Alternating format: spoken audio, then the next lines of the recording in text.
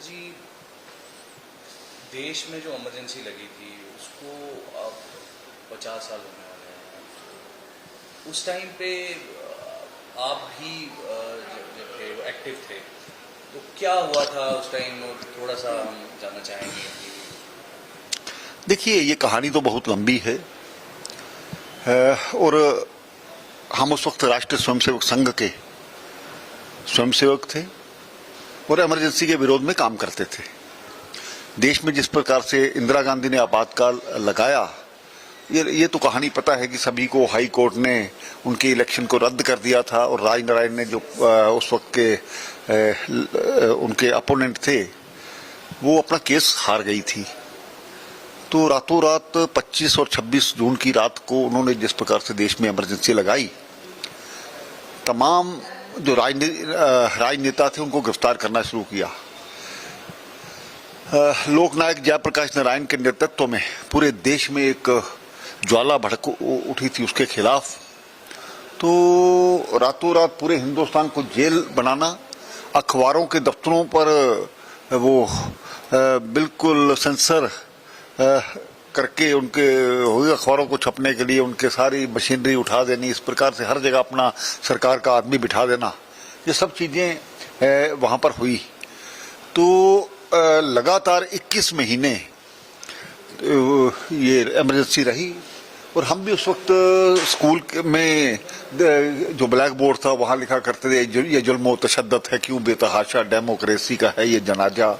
इस प्रकार के बहुत से नारे जो उस वक्त संजय गांधी और इंदिरा गांधी, माँ बेटा, आज भी 50 साल बाद भी वही हाल है। माँ और बेटे की सिर पर पार्टी चल रही है। तो कांग्रेस का कल्चर ही यह रहा है कि जब आज बड़ा संविधान का दावा करके मोदी जी के खिलाफ, दूसरी चीजों के खिलाफ ये बोलते, इन लोगों ने एक कत्ल किया था लोकतंत्र का, तो देश ने इनको माफ नहीं किया और वो जीरो तक पहुंच गए। लेकिन हाँ, यह विडंबना ये है कि हमारे देश की जनता बड़ी जल्दी भूल भी जाती है और फिर से 1977 में सरकार जब बनी, उसके बाद थोड़ी देर बाद टूटी, तो फिर वही लोग सत्ता में आ गए।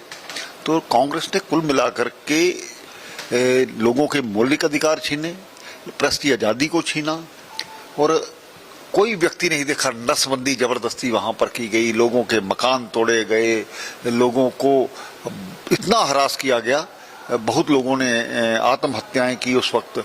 कौन लोग कहां किस प्रकार से उनके साथ इन्होंने जुल्म किया है, उसका बहुत बड़ा रिकॉर्ड है।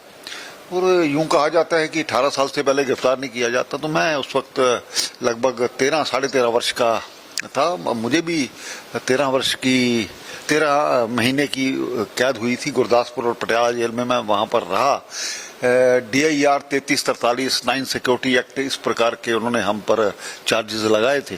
खैर हम निकले उसमें से, लेकिन कुल मिलाकर के कोई भी व्यक्ति मुंह से आवाज निकालेगा उसको गिरफ्तार कर दिया जाएगा। और मुझे आज भी वो निशान मेरी पीठ पर हैं जो लगातार उन्होंने कांग्रेस के समय में हमें मारा गया। उस वक्त जो गुरदासपुर में जब मैं पकड़ा गया तो थाने में एक रणधीर सिंह, एक जवाहरलाल नाम के 2 थानेदार 50 साल बाद भी मुझे भूले नहीं है। तो कारण ये है कि इन्होंने उस वक्त जो जुल्म किया, ऐसे नहीं थे, लोगों को घसीट करके।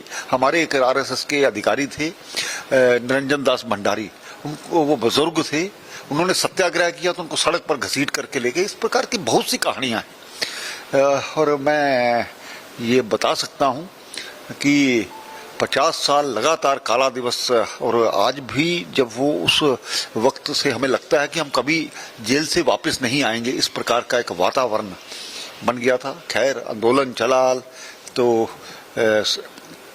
सरकार को हारना पड़ा। तो कुल मिलाकर के एक सबक है ये हमारे लिए। हमारा जो लोकतांत्रिक जो देश है, मौलिक अधिकारों वाला देश है, ये कांग्रेस ने बहुत बड़ा जुल्म किया था लोगों के साथ।